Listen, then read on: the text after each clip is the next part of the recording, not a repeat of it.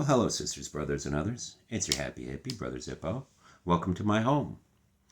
Today's going to be the first of a different part of the channel.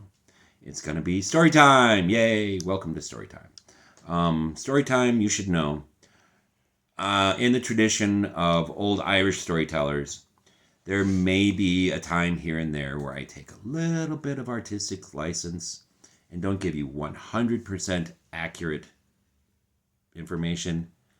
The story is based very closely on truth and mostly truthful, but in some cases modified very, very slightly to make the story a little bit more entertaining.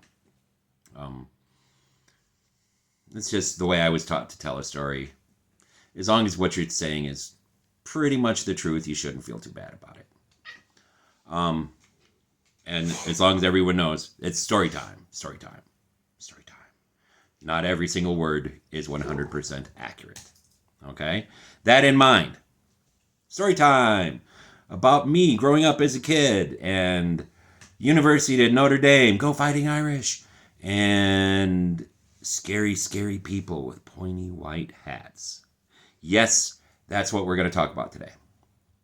When I was a little kid growing up in northern Indiana, growing up in the shadow of the Golden Dome at University of Notre Dame, my mother actually worked for the University of Notre Dame back in the days of Dick Devine and all those people, Father Hesburgh's term.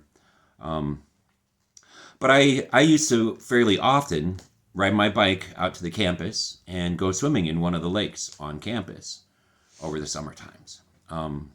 Great thing to do as a kid. Fun, safe place to be. Beautiful campus, wonderful, smart people. Great place. But one day, I was coming back. I had just dried off and stopped at the cafeteria for some ice cream. And I was heading back down Notre Dame Avenue on my way out. And I saw a large group of cars pull up.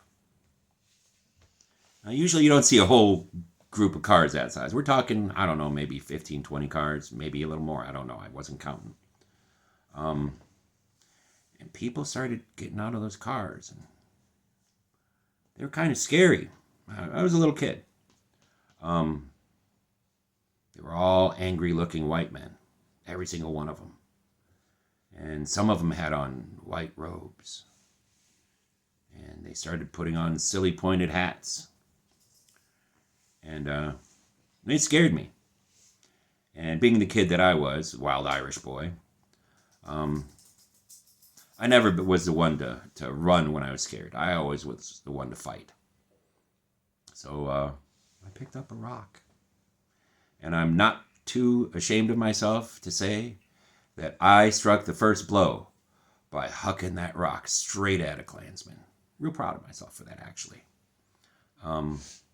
Didn't give him the time to say one word. Already fighting. But, of course, they didn't really appreciate that, a 6, 7-year-old kid hucking rocks at them as they were trying to form up. So a few of them started to split off from their group and started to come after me. Well, that's when the students that happened to be around started to notice, hey, wait a minute. What are these idiots doing, messing with a little kid? They pretty quickly, a pretty ugly crowd gathered. And Notre Dame students weren't having none of that Klan bull.